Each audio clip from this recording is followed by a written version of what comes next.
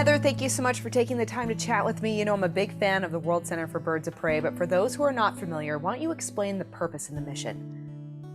Yes, so the World Center for Birds of Prey is the best place to see conservation in action in the Treasure Valley. We inspire people to love raptors and nature by having up close, personal, nose to beak experiences with raptors.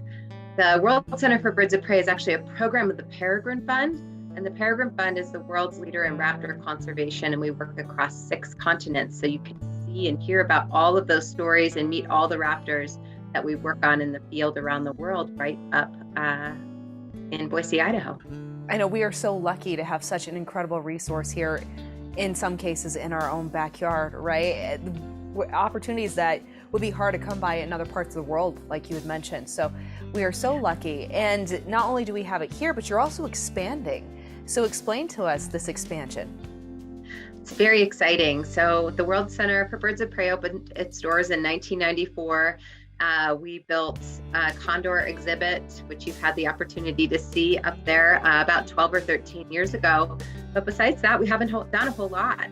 So we really stepped back, thought about how can we make education relevant for curious minds of all ages for the next 30 years.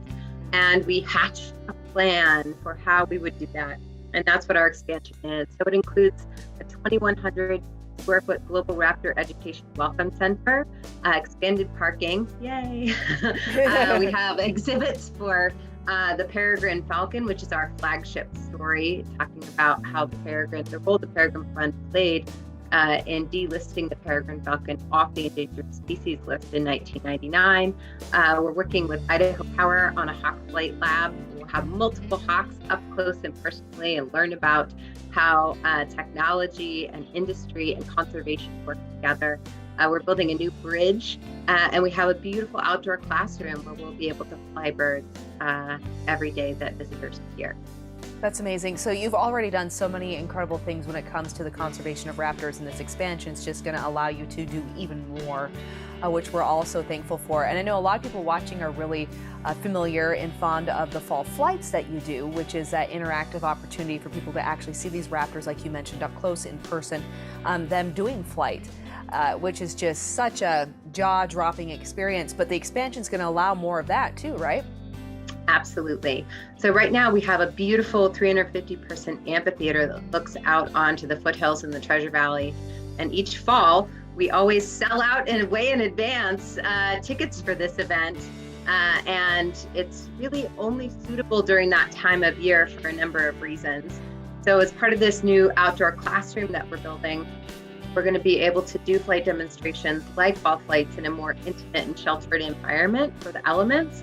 We'll be able to fly raptors right overhead. People will get wing-tipped. It will be those kinds of defining moments and experiences that people have come to love and know us for. Yes, defining and breathtaking, right? So this expansion, it's a process. I know you're raising funds. There's a lot of things that needs to come into place to really have everything fully come together and us to see this build happen. So what's the projection? Where do you hope to be and when? Well, I'd like to be done today.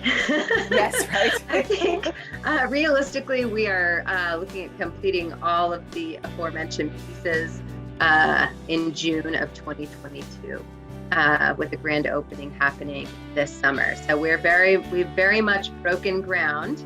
If anyone who's been up there recently can tell you, we are under construction. So the hope is that we will have the floors being swept and the doors ready to open by June 2020. All right, well, we're all hoping that. And where can people go so they can learn more and they can help out if needed? Go to hatched.education, or you can go to peregrinefund.org and you can learn about ways to get involved.